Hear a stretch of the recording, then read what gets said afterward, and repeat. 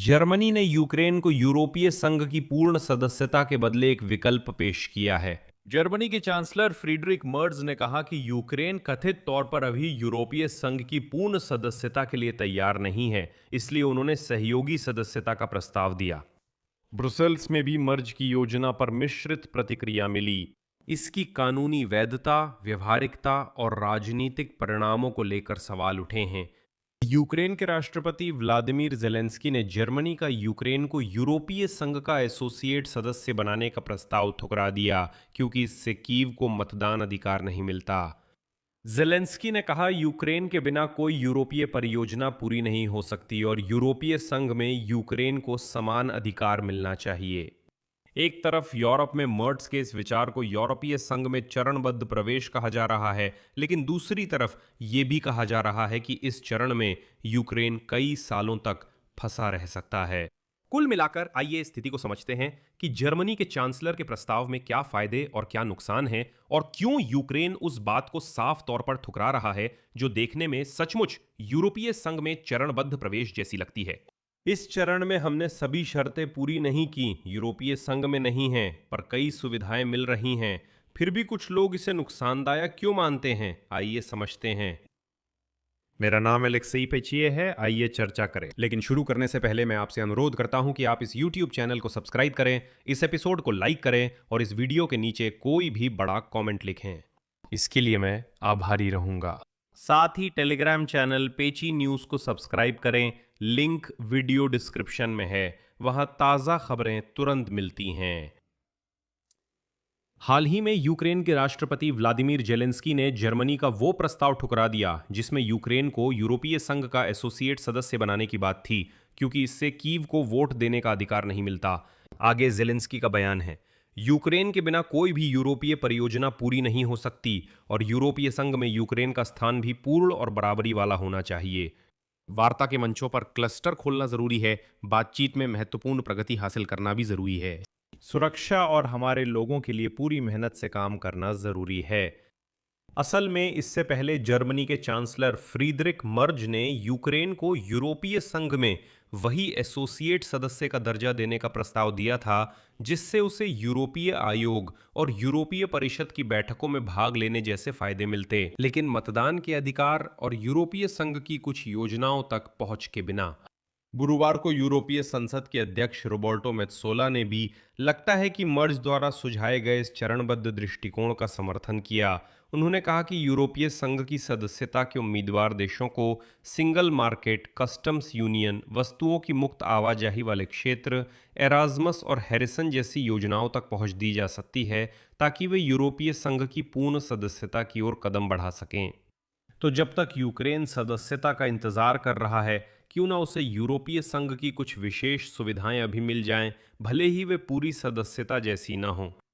ये सुनने में अच्छा लगता है, लेकिन जवाब में इसलिए जेलेंस्की ने यूरोपीय संघ के नेताओं को एक पत्र भेजा जिसमें उन्होंने जोर दिया कि कीव यूरोपीय संघ की पूर्ण सदस्यता के लिए आवश्यक सुधारों के साथ तेजी से आगे बढ़ रहा है। साथ ही वो 27 देशों के ब्लॉक के लिए रूसी आक्रामकता के खिलाफ एक किला भी है। इसलिए ये यूक्रेन के लिए एक अजीब प्रस्ताव है, जैसे हम आपकी पूरी तरह से रक्षा कर रहे हैं और आप हमें ऐसा आंशिक सदस्यता दे रहे हैं।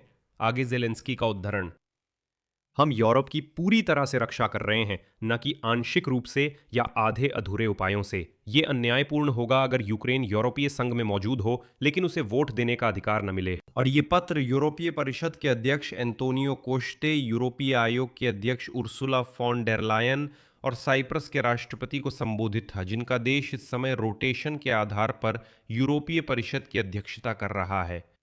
यह याद दिला दूं, यूक्रेन ने यूरोपीय संघ में शामिल होने के लिए आवेदन रूस द्वारा फरवरी 2022 में पूर्ण पैमाने का आक्रमण शुरू करने के कुछ दिनों बाद ही दिया था। यूक्रेन को कुछ महीनों बाद आधिकारिक उम्मीदवार का दर्जा दिया गया था और सदस्यता के लिए बातचीत 2024 में शुरू हुई थी। ये उल्लेखनीय है कि जर्मनी के चांसलर फ्रीडरिक मर्ज की यूक्रेन को यूरोपीय संघ में एसोसिएट सदस्यता देने की योजना पर ब्रुसेल्स में मिलीजुली प्रतिक्रिया हुई थी। इसकी कानूनी वैधता, व्यवहारिकता और राजनीतिक परिणामों को लेकर सवाल उठे। अगर फ्रीडरिक मर्ज के विचार को देखा जाए तो वो कुछ इस तरह है। मर्ज यूक्रेन के लिए विशेष रूप से तैयार किया गया एक खास दर्जा देने का प्रस्ताव रखते हैं, जो यूक्रेन को यूरोपीय संघ के राजनीतिक संस्थानों में काम करने की अनुमति देगा, लेकिन बिना मतदान के अधिकार और बिना अपना खुद का कमिश्नर पोर्टफोलियो पाए। साथ ही यूरोपीय संघ के वित्त पोषित कार्यक्रमों से चरणबद्ध जुड़ने का मौका मिलेगा। वो प्रस्ताव करता है कि कीव को सशस्त्र आक्रमण की स्थिति में यूरोपीय संघ के अन्य देशों से सहायता मांगने का अधिकार मिले। और मर्ट्स के शब्दों में, इससे रूस को रोकने के लिए एक महत्वपूर्ण सुरक्षा गारंटी मिल जाएगी जब तक कि पूर्ण सदस्यता पर बातचीत चल रही है। ब्रुसेल्स में मर्ट्स के प्रस्ताव की तुलना उस लेख से की गई जिसमें जर्मनी के चांसलर ने रूस की जमी संपत्तियों से यूक्रेन को 90 अरब यूरो के क्षतिपूर्ति ऋण का समर्थन किया था। उस समय वो लेख यूरोपीय संघ के नेतृत्व को हैरान कर गया था और अंत में वो परियोजना विफल हो गई थी। मौजूदा मर्ट्स का प्रस्ताव एक काफी जल्दबाजी में उठाया गया कदम माना गया, जो कि ठीक से समन्वित भी नहीं था। लेकिन इसके विपरीत यूरोपीय आयोग, जो यूरोपीय संघ के विस्तार की प्रक्रिया की निगरानी करता है, ने मर्ट्स की पहल को ज्यादा सकारात्मक रूप में लिया और इसे यूरोपीय संघ के देशों के विस्तार को जल्द से जल्द हकीकत बनाने की दृढ़ इच्छा का प्रमाण बताया। और अब जियोम मर्सिए, जो यूरोपीय संघ के विस्तार मामलों की आयोग के प्रतिनिधि हैं, उन्होंने ये कहा कि उद्धरण, यूरोपीय संघ का विस्तार हमारे समृद्धि, शांति और सुरक्षा में एक भू रणनीतिक निवेश है और यूक्रेन का यूरोपीय संघ में शामिल होना हमारे संघ की सुरक्षा से सीधे तौर पर जुड़ा हुआ है। हर नवाचार योजना योग्यता के सिद्धांत पर आधारित हो, जो यूरोपीय संघ में शामिल होने की जटिल बहुचरणीय वार्ता प्रक्रिया तय करने के लिए है। यह भी यही बात लागू होती है।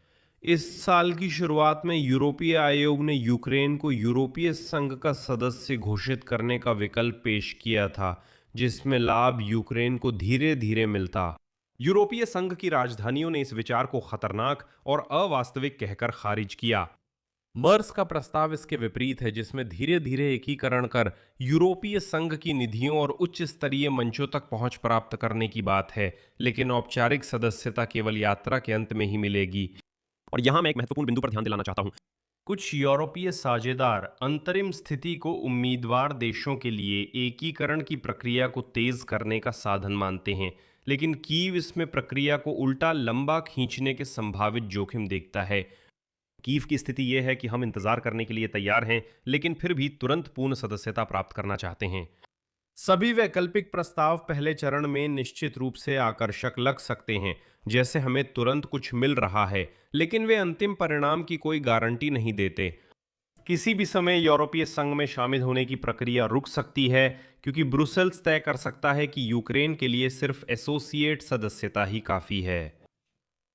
मैं यही विराम लेता हूं। अपनी राय और अपने निष्कर्ष नीचे कमेंट्स करें, चैनल सब्सक्राइब करें, बेल आइकन दबाएं और लाइक करें। अगर आप इस YouTube चैनल के काम को सपोर्ट करना चाहते हैं तो आप किसी भी डोनेशन के जरिए इस वीडियो के डिस्क्रिप्शन में दी गई लिंक और डिटेल्स या आपकी स्क्रीन पर दिख रहे QR कोड के जरिए ऐसा कर सकते हैं। बस इतना ही। अपना ख्याल रखें। सबको अलविदा।